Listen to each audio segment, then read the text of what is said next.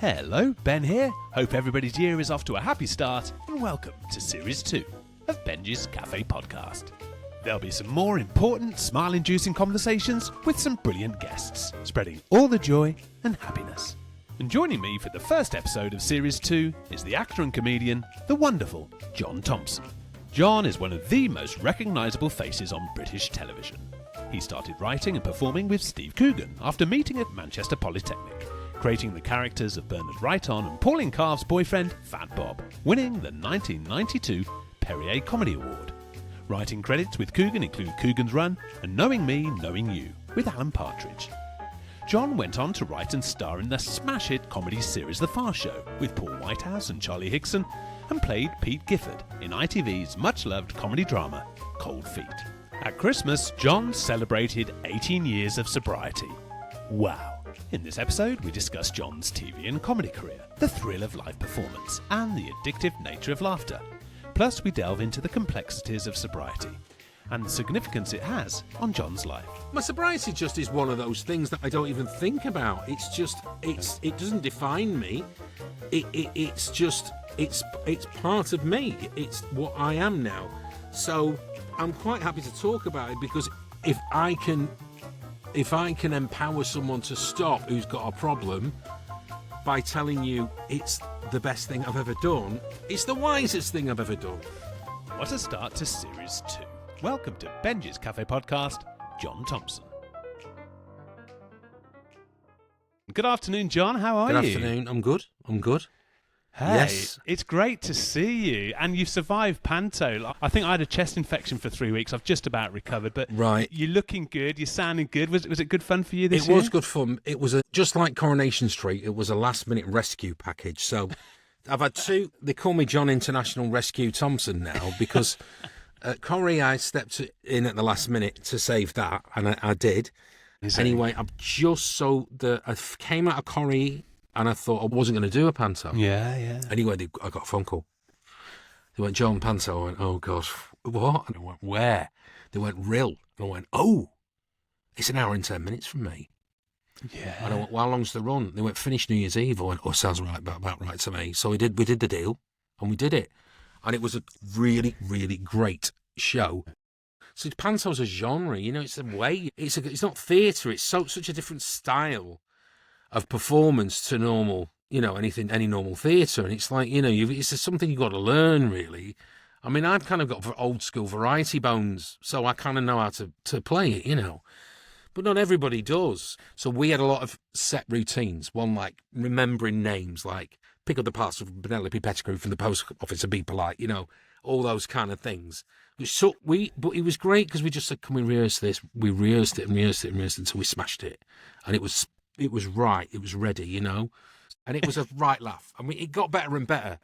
So that's the great thing about panto. You're still kind of learning on the job, and you've got that beauty of finding where the laughs come.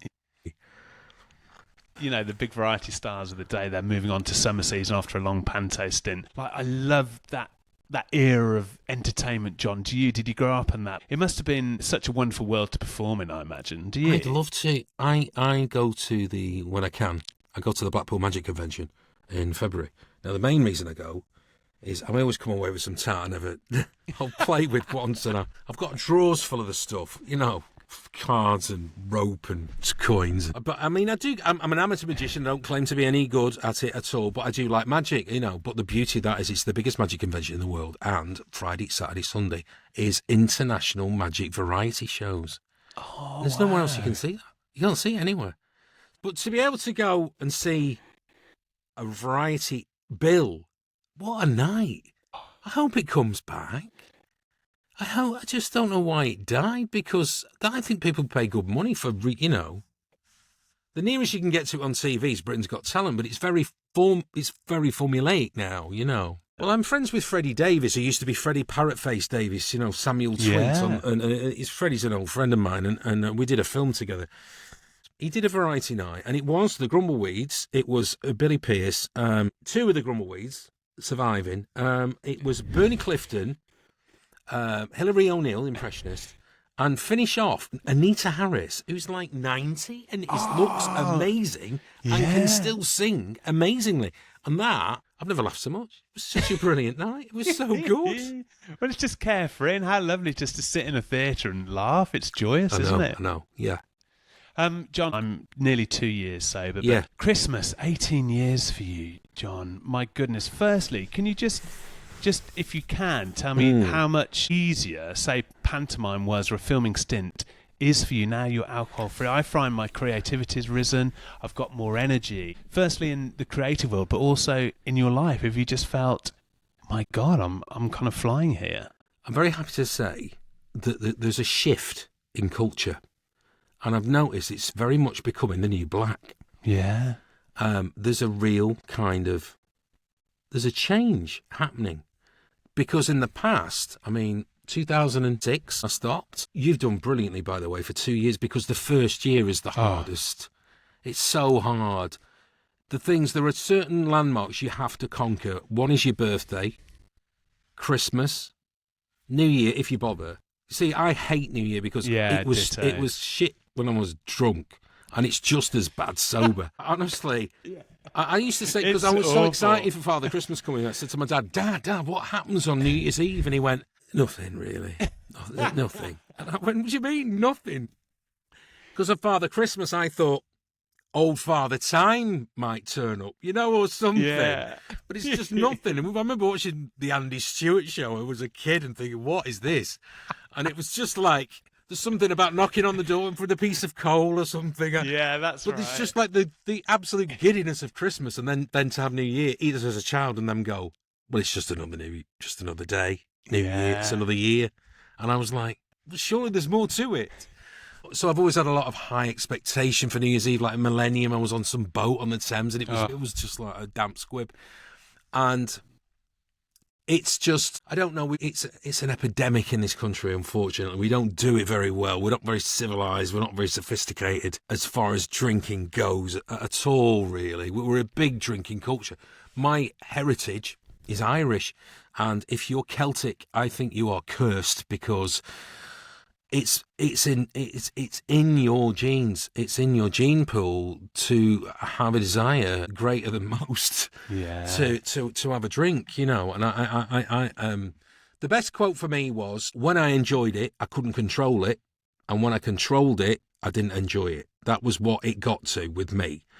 It would be, sometimes I would just have a couple and not carry on, but I would feel a bit like, I could have gone on. And then other times there was no stopping me, But I knew when binges were coming, I was a fist bit. It's how I imagine what it would be like to be a werewolf, and you knew the full moon was coming, because I would get a bit, But there's so many things. There's so many triggers. There's a. I don't do meetings anymore, but there's a thing called HALT, which is hungry, angry, lonely, tired, and they say stop and don't have a drink. And it's just brilliant, because those are big triggers. Being hungry, angry, lonely, and tired. You could go. It's a very easy path to slip into. In this country, alcohol's very much a reward system as well. Oh, I've done really well. We'll have a drink. Let's go and have a drink. We'll do it. But also, it's I don't feel so good. I'll have a drink. If there's any excuse. It's just any excuse, really. For me, when you said about work, what I don't miss is obviously hangover. The older you get, the worse it gets. You can just go and go when you're 18. That's why students are like unstoppable, One thing I remember going on set on Cold Feet when I still drank, and the first time we recorded the first series.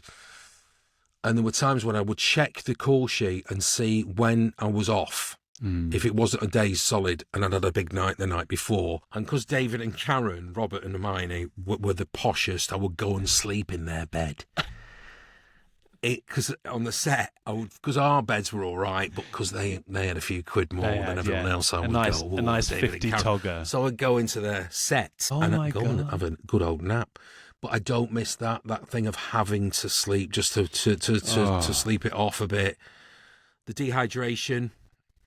The fear as well, and just the lethargy, John. God, I do not miss that.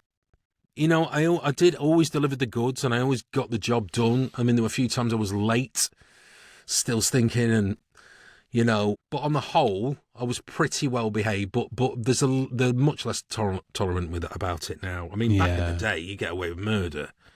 I mean, in some actors just go, Holly Reid, and they just say he's not tired and emotional. He's not coming in today. I'm not feeling very well, and they all knew why, and it was just like I didn't fancy it. So it's just like you get away with murder, but it's money. It's money being keeping people waiting. It's bad manners as well. I love being punctual. Yeah, I hate being late because it's someone else's fault now. So infrastructure and travel delays really, really upset me because I've had to turn, in the old days I was quite often late because I was still asleep and come on, get up. Yeah. Or the ringing, the driver's here, come on. It was all that, and that's the terrible fear of that. So now I'm like very, very organised to the point of OCD, really, kind of everything's. And if it doesn't go my way, it infuriates me. Logistics are a nightmare to me, really. When the trains are cancelled, or which is inevitable these days, or delayed, it's really hard. I don't like doing long driving journeys, to be honest. Although the beauty of the podcast has absolutely it can really shorten a podcasts. I don't listen to as much music now in the car. I do listen to music, but in the car I tend to listen to podcasts. But I mean, 18 years, people go, oh my God, how have you done that? Well, the thing is, though, the longer you go, I feel, personally, the easier it gets. Because the day that you fell off the wagon, the remorse it's like an accumulator, I've accumulated 18 years of not drinking, and then just the thought of me having a drink tonight, say, and then waking up tomorrow, it would just finish me. I just wouldn't, why? One thing that when I put my post on social media, a lot of people slid into my DMs and kind of like asked for help, but I can't, there's so many I can't really. So what I'll say is, the thing is, one of the first things you need to do is clear the house out of booze. I mean, the thing is, you've got to have a sympathetic partner. If they're an ordinary drinker, and I mean like a couple of glasses of wine, a bottle a night is not all right. Loads of people seem to think. I know.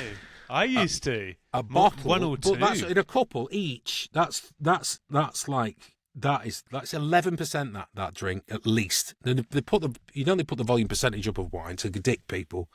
So most wines were 11, 12. They're all knocking around the 14 now. I've noticed, because the stronger it is, the better the hit. The better we'll have some more of that. It's wrong. It's like the chemicals they put in cigarettes and all that. Ugh, I know, big industry. So, the thing is, though, it's peer pressure. You maybe have to, sometimes, I'm fortunate now to have been off it, to experience JOMO, which is the joy of missing out. Now, when you start, there's a lot of FOMO because you think, it's all imagined. Oh, I've not been invited. I wish I'd been invited to that. Oh, I bet they're having a great time. And that looks brilliant. It isn't.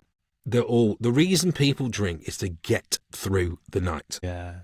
Like, it was just literally, it's that the onus is put on the booze.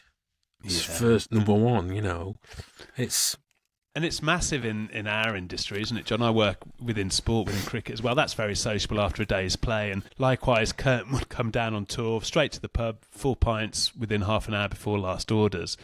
But likewise now, I'm so proud of myself, John, that actually when you said, congratulations, by the way, it's funny because I try so much to enthuse about the alcohol-free life to other people, to try and share my happiness with other people, my newfound happiness with other people, that you kind of forget that what I've done is actually really great. And likewise, John, for you, 18 years, and also that fear. If I had a drink tonight, or if I was tired or a bit stressed during Panto, I thought if I go to the pub, I could have 1 or 2 pints, but the next day I would be absolutely mortified. Does that unlocking all this good work, It does happen. Robin Williams, 20 years. Robin Williams did it. Was it really? 20 years.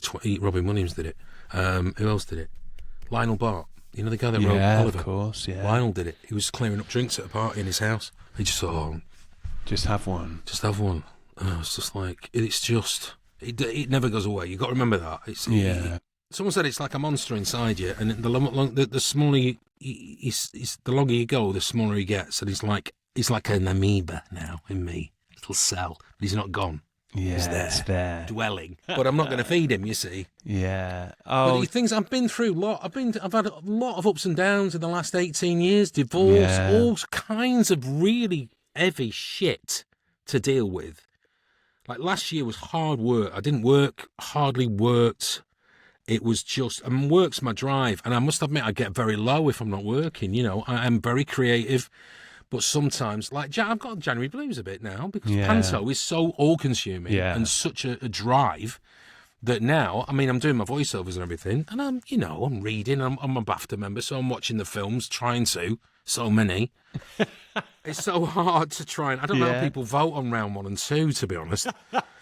It's like 280 films, but I must... Gosh, I do love it. Really? I love cinema. I absolutely adore it because I don't like sports, so I've never liked it. Right. I've no interest in any sport at all, following a team or anything. But for me, my sport is cinema. I just adore it. It's tricky, isn't it? Because like people just presume you've got this beautiful Technicolor new world when you do put down the booze, but the reality is life is still hard, especially in our creative world. You've got the ups and the downs, but do you just feel that you're on a better even keel to navigate those difficult times, John? Yes, totally, because it's very easy to self-medicate when you've got grief, and no matter what the problem is it always gets worse as well. I've heard. I mean, if you go back, if you stop and go back, I've never heard a story where it did, when you come back to it, it didn't get when it gets bad. Some people it gets bad like overnight. Someone will like pick up a drink and they'll be in the police cells that night. That's how bad it is, you know. I did go to rehab. I went to. It's funny because I did Midsummer Murders, and there was a Scottish actor called Michael Dardini in it, and he said to me, "We were in lockdown. We were in a bar in some Chalfont St Giles. It was a De Vere country house. Just the actors from Midsummer in it. No one else." Just us. But Michael went, they opened the bar at night, you know, do you want to come for a wee dram, you know? And I said, I'll give that a miss, mate. He went, I said, I don't drink anymore. Right, yeah. Do you have a wee problem with it? I went, yeah, I did actually. I said, it tried to get the better of me, but I stopped it. And he went, I said, funny, I went to a rehab in Scotland. He went, where? I went to Castle Craig in Peebleshire. And he went, oh my God, you went to Alcatraz. And it was hard. I went there for 6 weeks. And I fell off the wagon, actually, because I got married. So I went in 2004. Yeah. And I went on my I thought, I've got a stag do coming. I'm going to get married. I just couldn't do it. Yeah. So, but then, 2006, 29th of December, I just had it. It was that Christmas thing. You know, I just went, oh, no, I can't, no. No, stop. Yeah. And it was me just looking in the mirror thinking, you're gonna mess it up. Yeah. And I stopped on the 29th, and I haven't picked up since. I've had a few accidents where people have made me cocktails. Yeah. What's your take on that? Well, I don't drink them, but I've had one. But... I've had a sip, and I've gone, I get quite angry sometimes when I've specifically said. Got to watch mocktails though. They're great, but so you don't feel like an outcast. You want to. It's great they can do one like in a skull that smokes. Like a tiki, you know, the tiki terror, you know, like in a wooden fetish doll, you know, with a sparkler in it. You feel like you belong, don't you? Yeah. But sometimes they get it wrong, and I've had a sip, and I swallowed it, and I went, yeah. And you can tell straight away. Straight away. It happened this Christmas, so. Oh gosh. Fortnum and Mason do a sparkling tea, which is a bit minty. Anyway, I got a hamper one year, and I kept this back for my birthday. Anyway, I didn't open it on my birthday. But I saved it for Christmas. So I went to my brother's this Christmas and took it. We poured it, and I went, cheers, and went like that. So I had a sip and went, nice this, but I'm not sure. Not sure at all. I went, Ben, give me the bottle. Yeah. That's 5%. I was like, oh. So it's just said, you have it, I don't want it. So, I mean, that's it. I mean, I'll have Christmas cake. I'll have Christmas pudding. I'll have all them things, but I think it's the intention behind it. You don't eat Christmas cake to get pissed. You know what I mean? You have to eat a lot of cake. Okay. I don't drink non-alcoholic beer because I never drank it for the flavour in the first place. I drank it for the Right. effect. Oh. So I don't drink any faux things. I will drink Sentia spirits, which have got GABA in, which apparently affect your brain. So they make you feel chilled or a little bit buzzed. Yeah. So what's your go-to, Ben, do you go to pubs? Do you... I do. Not, Yeah? You know what? Not massively. And weirdly, I was never really a pub guy. I would go to the pub, John, on a Saturday or Sunday afternoon. My excuse was, and I'd say to Rita, I'm just nipping down with the paper, just, just for a bit of me time to decompress. But of course, I would smash 5 pints in an hour, Yeah. 10 Marlboro Lights. Like, what the hell was that all about? It wasn't for the enjoyment. It was just to escape and, have that afternoon fix and be like a normal bloke. Do you know what I Yeah. mean? Peter and I aren't pub goers, but No. I'll go and watch a bit of football if I'm away Yeah. working. And I'm cool with that. I'm fine. But if at home, I really enjoy Days, which is like a 0% pale ale, which is great. Just that, really. And like you said earlier in the chat, John, the joy of just getting into bed knowing, that's a lovely 50 What tog. time do you wake up, Ben? Well, Rita's up about 5 for filming, so I'm up usually at 5 most days feeding the 5, dogs. yeah. I have a 5. Sometimes I don't like 5. I know there's this 5 o'clock club mentality, 5 for me is great, and I get a lot done, but come 2 o'clock, post-lunch, I'm thinking, God, I'm knackered. Yeah, I know. It's I'm almost really like, tired. yeah, I And will it's- wake up dribbling mid-countdown most afternoons. Siesta. Do you know what I mean? Apparently your body is built for a siesta. The SOAP's yeah. personal trainers claim you are pre-programmed to have a kip. Now, there is an app called Calm, and there are several afternoon naps, and the optimum nap time is 26 minutes. Is it really? But these are nice because they wake you with birdsong. No, Oh. it's not an alarm. It's a gentle thing. And sometimes, if you can hit that sweet spot of 26... Beautiful. give it a go. Yeah, and especially to be woken up by a nice kingfisher as opposed to Yes, John exactly. Bon Jovi giving it. Yeah, exactly. Ow. Exactly. Oh, lovely. Yeah, so if I pubs, do haven't... Pub Pubs... culture, I don't like sport. I don't play darts. I play pool occasionally. I love a quiz. Yeah. And I like food. So food I love. I Yeah. adore food. You've got to be careful with cross-addiction, though, when you give up booze, because you can get... I got quite big because alcohol's full of sugar. So when you Yeah. quit the booze, you crave the sugar that was in the alcohol. Yeah. I mean, Now- I found that and I hit the biscuit barrel. That's my go-to. Well, you're a biscuit man. Yeah, I'm a the old- chocoholic. So... Oh, you naughty sausage. But it's okay. So I've started. So you've got to try and exercise mind and body. So rather than, like I said, don't give things up for New Year. I mean, if you want to do dry January, brilliant, because it's the best way yeah. as an introduction to carry on. I've always said that. People go, "Oh, that's dry January, right? Here we are, February the 1st," and I go, "Whoa, don't." Yeah. Do Think of it. how good you felt. Let's Yeah. carry that on, Peer pressure's a nightmare. I feel very sorry for people who genuinely want to stop, and they have that mate with a trident and a pointed tail sat on their shoulder. Yeah. Who go, come on. What's wrong with Yeah. you? You're boring. Yeah. That's hard for people. But you have to Yeah. kind of like ease them people out. Don't drop Yeah. them. Yeah. But you have to say, look, I don't want to do it. Yeah. Anymore. Let's And do I think- something else. And I think ultimately they begin to respect you. And interestingly, I found the number of people like that beginning to quiz me and seem more and more interested in becoming alcohol free. And certainly I could see a few peers, who had quit for various reasons, Yeah. suddenly start to glow professionally, just aesthetically. And I was like, bloody hell, they're just not drinking. What, how admirable. And I knew deep down for a long time that that's something I had to address. So thank goodness I got to that point through having the hair transplant that it was time to down tools, It's the only thing where people go, why not? Yeah. They'll say that about heroin, didn't they? Why not? Come on. Yeah, come on, It's give a it a needle go. ready, yeah, come on.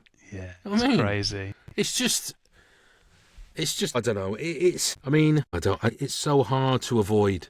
Yeah. Do you know what I mean? Everywhere. It's so hard it's just so readily available. And it's a killer. It's a killer. It will kill you. But not just from drinking it, from crashing your car. Or there's so many different ways that alcohol kills. Some people have rages on it and stab people. And It's not good, really. It's you know, and it's people say all things in moderation. It's very hard to stop once you've got the flavour. It's like I think I found smoking harder. Cigarettes. I found it harder than alcohol. People say, yeah, a long time. I'm like 5-6 years off the fags now. I vape a bit. I just have one of them. You fill it up. I would have the odd ciggo. I'd get on the naughty step and have the odd fag if I was pissed. You know that. Of course, basically. Loads of people smoke when they have a drink. Yeah, but then replace the giving up with something good. Yes. So I've done Italian for a year, and I've just started doing. I know I'm an absolute mug for it, but it's working. You know that clickbait that's it's hammering social media with the bloke that looks like an old gold prospector with a white beard who's absolutely ripped, totally cut in a chair, going like that. So I thought, well, I was doing yoga. I was doing yoga. Like I've been doing yoga for like 6 months because I did get absolutely cut in 2013, full six pack.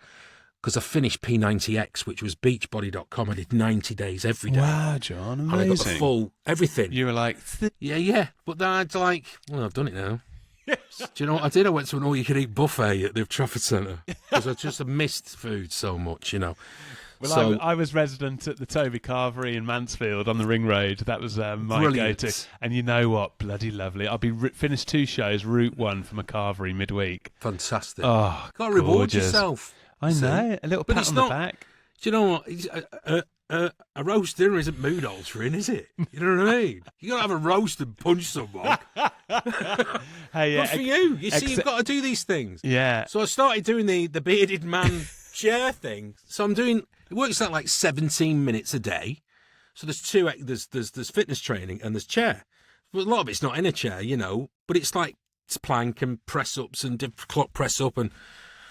And I'm really starting to feel a difference. I've done 3 weeks now, and it doesn't look like much. But a part of it's dynamic tension. So, but if that's what it is, if you tense, that's like going to the gym. Bruce Lee never went to a gym. Look at his body.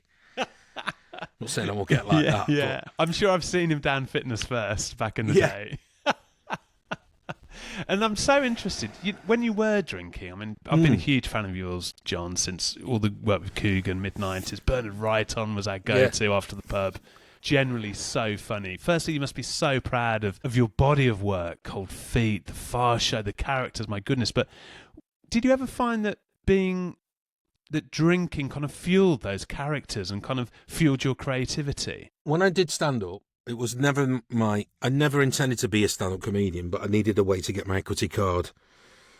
And so what I did was I did stand-up and then started getting better. But one thing, with the exception of one gig, I would never, ever get drunk before I went on stage. I'd have a couple, but I would never perform. Just knew it wasn't right, you know? But I did do a gig at the Royal Exchange after I was doing Hobson's Choice, and I'd done it previously when I did The Rivals, and after the show I did a stand-up thing, and I drank heavily then after the Rivals, and it went down an absolute storm. So they were desperate for me to do another one, and I said, I've not done stand-up for years. And they went, no, you'll be fine. I went, I don't really want to do this. I did it, and I got absolutely paralytic before I went on, and people asked for the money back, and it was a disaster. But that was fear that fed that, and I just thought, that's the only time I've really ever done it. I don't know, but I think I've always been creative and the brain's already been there.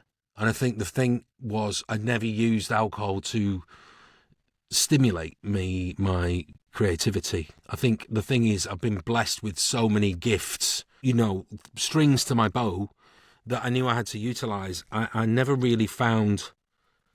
Just alcohol's just something I fell into, really. I kind of like... It was just, I like the social. I like the, you know... the camaraderie. Like our industry, there's parties all the time, and it's free. It's all a lot of the time, you know. Then I got to London private members clubs. I used to love that scene, but it was the 90s. It was Blair's Britain, wasn't it? It was Britpop. It was just like, it was what a time to be alive. Yeah. And money was I had loads of money, and it was just, you know, I couldn't. The difference to then and now. I mean, it was just, I could go into a private members club in Soho and not arrange to meet anybody. I could just go, it was a proper club, and I'd go, there's so-and-so. And I was never affiliated to any particular clique, you know. but there was always someone I know, and we'd always have a great night. And there was drugs as well. There was, coke. That was one of the problems. Was London meant cocaine, and that's just like that's a drinking aid, really. Do you know what I mean? So I quit that, and I thought, but the only thing I could do once I stopped the coke was to get drunk, really drunk, like dirty drunk. Yeah. And, falling off stools and So rites of passage wise, I've done it, but someone tried to pull a fast one on me on a chat show once. I can't remember what it was, but they were like, "Yeah, but you've been." I think it was Richard Madeley tried to. So you've been a bit of a boy, haven't you? Been a bit of a lad, haven't you? And I went, well, listen, this is how I see it. As an actor, I draw on experiences, right? And I can only give truth and reality in the experiences that I've had. So if I've had a colourful life, that makes me a better actor because I can draw on those experiences that other people haven't and play them truthfully. So the more rock and roll I've been, the better an actor I'll be. And that shut him down because he didn't expect it. But it's true. I only saw yesterday, I didn't know it was Mel Gibson that helped Robert Downey Jr. get straight. Did you know that? No, I didn't. No. And, Mel, he's been, he's had his ups and downs, and he had that terrible rant when he was stopped with the police drunk and all that, and he had to apologise to the Jewish community and everything. And he was remorsed because he was absolutely paralytic when he did it. So Robert Downey Jr. said that I owe Mel one. And I think it's time that, he's very remorsed. And he said, Mel told me to, because Robert Downey Jr. did time twice. He went to prison twice for his drug and drink problems. And Mel really took him under his wing and helped him. And he said, well, I'm returning the favour. Please forgive Mel. And he brings him on stage and he's crying. And I was really moved by it, I thought it was amazing that they've looked out for each other because nobody's perfect. We do. One of the worst things about alcohol is the Jekyll and Hyde. And there's a reason that book was written by Robert Louis Stevenson, because that's what it's about. It's drink and drugs. And alcohol can turn people into monsters. And it's just awful to see. And it frightens me. It actually frightens me to see the shift. Yeah. Through tough times that I've had, just real low moments, John, in years gone by, just, I've always known that I'm going to be all right, that I can get through life and smile and just be okay. But the moments where I have been low, my goodness, the amplification of my dark thoughts through boozing, looking back, it's potentially really scary. Take you to terrible places. People don't realise it's a depressant. Alcohol is a depressant. It's not. It doesn't. I've always said you have that first drink, especially on an empty stomach, because that's called power drinking, by the way, apparently. So if you deliberately don't eat and then start drinking, that's known as power drinking. And my power drinking involved a pint glass filled to the top with ice and half a pint of vodka topped off with tonic. And that's how I'd start. And I used to love it because when that hit home, you were like, wow, here we go. That. But I should have stopped there. My mum used to say to me when I was a little boy, quit while you're up, and I never got it. And thank you, Mum. I do know exactly. That feeling, John, of like that first drink going down, that moment of like... It's boom. The first hit, but you will chase that hit for the rest of the night and you will never, ever match it again. Yeah. And that's the thing. That's what everybody does. If you hit that, if you eat as well, you will feel, but you'll feel worse on an empty stomach. It's kind of different spirits affect you differently. But are there any parodies, would you say, to that buzz of the first drink, John, to when you've created, like a Louis Balfour or a Fat Bob, for instance, with Coogan? Are there any parodies of a buzz, just like when you've locked into the nation's humour at that time, knowing that you've got a hit on your hands? Yeah, that is a good buzz. Laughter is a huge hit. A hugely addictive thing for me. I don't do stand up anymore because there's so many things that are against you. It's like one of the reasons why I stopped was you could do two. I remember I did 2 gigs and I did the same material, and I did one on the same night. I did one in Chester and I died on my arse. And then I went to a place called Thomson on the way to Southport, and I got a standing ovation and an encore with the same material. Now, that is like one of the reasons why I did. It was the unpredictability of it. So there's so many things that I did a gig not that long ago for my friend Justin Morehouse, and it was a place called Plascock, and it's a caravan park near Anglesey. I got there, and simple things. There were two major things. No music in the bar at all before the act came on. Silence, right? That's one. My favourite thing, no mic stand. So you go, thanks very much, and then just gently place it on the floor. Not drop the mic, because it's just not, you just go, cheers, thanks for listening, all the best, see you. And just rest it on the floor. But good for the six-pack again, though, John. Working on those abs. The stand-up is a buzz, because it's scary, and if you get the laughs, it's great, Maybe I will return to it. I don't know. Never say never. That's because it's a live buzz. Panto, if it goes well, and you've got the audience it's like a joke I wrote, actually. I said I had a great gig the other week. I had a meeting at the palm of my hand. It was in a petting zoo. It's good. So I am. That live thing is a buzz. That's a buzz, right? I like you choose your poisons carefully when you're sober. I like adrenaline, so I love roller coasters. I've done some serious. I was very fortunate to be asked to do Jack Osborne's Adrenaline Junkie in New Zealand, and I wasn't long sober. That was game changing for me. I did the third highest bungee in the world, free fall out of a cable car. Bloody hell! Yeah, the Nevis bungee, and that was like. You mentioned your love of movies. Is there one film that you watched growing up that kind of pricked your route into show business, would you say? Is there one, do you specifically remember watching one performance, maybe like a Gene Wilder, somebody of that ilk, that you thought, that's what I want to do? Great question. I mean, not so much acting-wise. I mean, I used to love Morecambe and Wise and Tommy Cooper, and I used to think, I'd love to be that, because I was always funny. I thought, if I could ever be that funny, they were big influences on me. They were huge. Mike Yarwood, because I'm an impressionist, Mike Yarwood, he was a big influence. But that's when I say the variety kind of. I've always had one foot in like entertainment and one foot in drama, which is a nice place to be. If you can straddle it and carry on, it's great. So, acting-wise, I remember seeing the film War Games. Oh, I don't. There was an actor in that called John Wood, and he played the scientist that created the War Games game.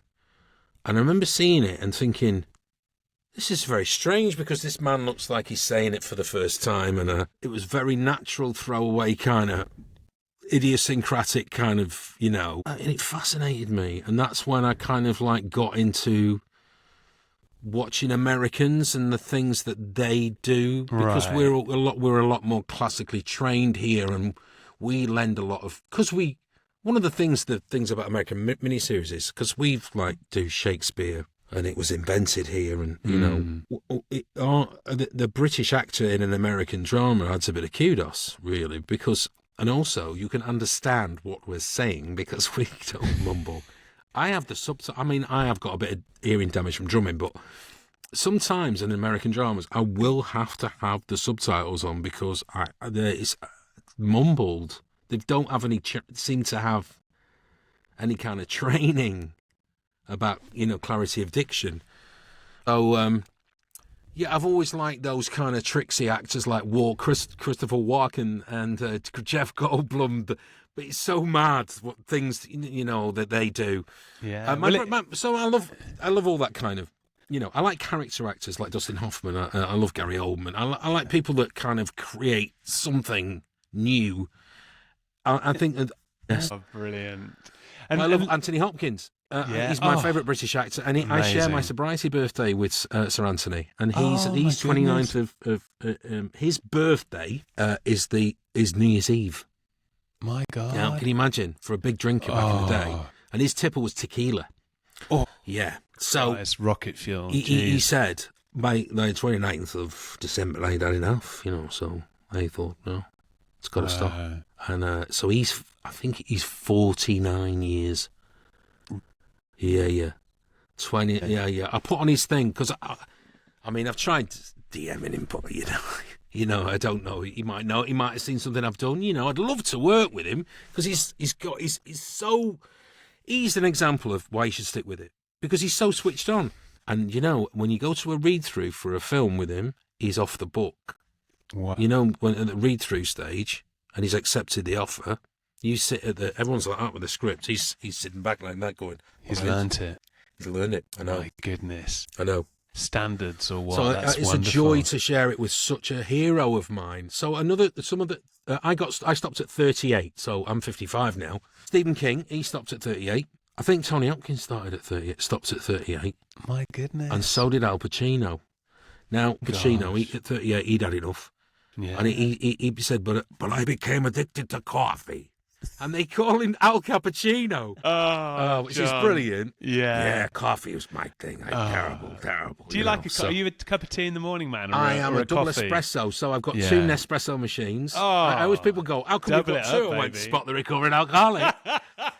I've got two. I've got the flying saucer for 2.0 and the original. Because they do the sly, because they bring out different flavours at Christmas, and I do like it because it's things like that for someone who doesn't drink. A new flavour of coffee in an automatic coffee machine are exciting. You know, I'm always excited when I find a new soft drink from abroad. Yeah. Like I used to love beautiful. that diet cherry Dr Pepper. Yeah, but you're Very hard dead to come right. by. The enjoyment of that morning coffee, I love it, and just seeing the coffee formulate, and it's just like, yeah, that's me now. That's my morning happiness, as opposed to waking up feeling shit and grey Ben. No thanks. Give me a cheeky latte anytime. My goodness. I don't like milk because the school milk was off, so it was forced on me. So I only have black coffee. Oh my goodness. So yeah, I'll have a double espresso bar. If I'm meeting someone for a coffee, if I don't like them, I'll have a double espresso because I'm off. If I don't really, but if I do like them, or they're pitching a project to me that interests me, I'll have an Americano, a large Americano, because it will last. Yeah. However, if I think, God, this project you're pitching to me, shit, I will just have a double espresso and go, right, well, I'll have a think. Ta-da! Yeah. John, what are you most proud of? Would it be your career, my goodness, massive hits. Or would it be your sobriety? What are you most proud of? Well, my sobriety just is one of those things that I don't even think about. It's just, it doesn't define me. It's part of me. It's what I am now. So I'm quite happy to talk about it because if I can empower someone to stop who's got a problem by telling you it's the best thing I've ever done, it's the wisest thing I've ever done. And it cost me to, rehab costs I had to pay. I paid for myself, but it's the best money I've ever spent. And it wasn't cheap. But I don't regret a penny of that. So, yeah, my sobriety, of course, I'm proud of that. But the thing is, though, I'm not really, I try and be self-effacing. I think destroying the ego is very important. Especially in this job. You can't, people behave terribly because they think there's something, there's some sort of deity because they're actors, and be true unto thyself is the best way of looking at life because, treat others how you'd expect to be treated. Things I'm proud of. Just the fact that I'm blessed with so many gifts. So, I'm a professional drummer. I'm an impressionist, comedian, writer, actor, sing. My big hits are Fast Show, Cold Feet. I'm very proud of those. But, along the way, I've built a great career. Yeah. I'm glad that I'm still relevant. Some people, but I'll always be relevant because I don't want to fade. I don't have too many talents to let it just go to waste. I've got too much to give and I share. So someone, why did you do Corrie? I went, because I felt that it was a gift because I hadn't worked that year. And why not? Because it's iconic. Who else could say they married Gail and whisked her off to the south of France? Do you know what I mean? It's just like, it was only 3 months' work, which suited me fine. And I did it, This panto came along, it's graft to a day, But I often feel that in your darkest hour, especially I do get low when I'm not working, 2 gifts were given to me at the end of last year. And I feel truly, truly grateful and blessed that out of the blue, those 2 jobs came along. And, that's great. But I'm proud of everything. I'm proud of most of my work, really, And I think if you ever do a job where you're in the middle of it and you go, it's not really, really very good, this is, you have to shine in that job. So that people, it's great when you do that and you get singled out in a review and go, Well, on the whole, the shows apart from, and you go, oh, thank God. You know. John, it's so lovely to chat to you. Going on holidays really hard. Please don't forget how much pleasure you've given people over the years and can continue to do. And it's an honour to be able to talk to you about this whole alcohol-free world that I've discovered. It's changing. I think things are changing. I remember an episode of Buck Rogers, you know, in the 25th century, and he'd somehow brewed some wine, and he offered Wilma, who I was so in love with, Erin Gray was the actress. Yeah, she's so beautiful. Erin Gray, and little tweakies there, you know? Dr. Diapolis around his neck. And he goes, hey, this is something I knocked up, you know, I made this. He goes, what is it? He goes, something we used to drink back in the 20th century, wine. And they go, try it. And they go like, oh, pour it down the plant. They pour it into the plant pot. And I'm thinking, that's what it'll be like. That's what it'll be like. People go, what were we thinking? Oh, my goodness. And we've got that beautiful head start, haven't we? John, it's been such a lovely chat. Thank you so much for sharing your experiences, my giving pleasure. up the booze, your wonderful career. Thank you so much. Thank you for having me. All the best, Ben.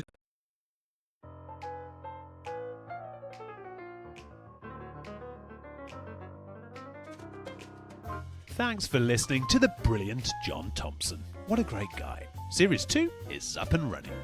Don't forget, a fresh new episode of Benjy's Cafe Podcast drops every Tuesday. Just find us wherever you get your podcasts.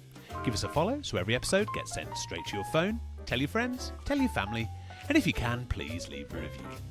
In episode 2, I'll be joined from BBC Music Introducing and Radio 1, the DJ Christian Carlisle. I'll get the kettle on. Have a great day.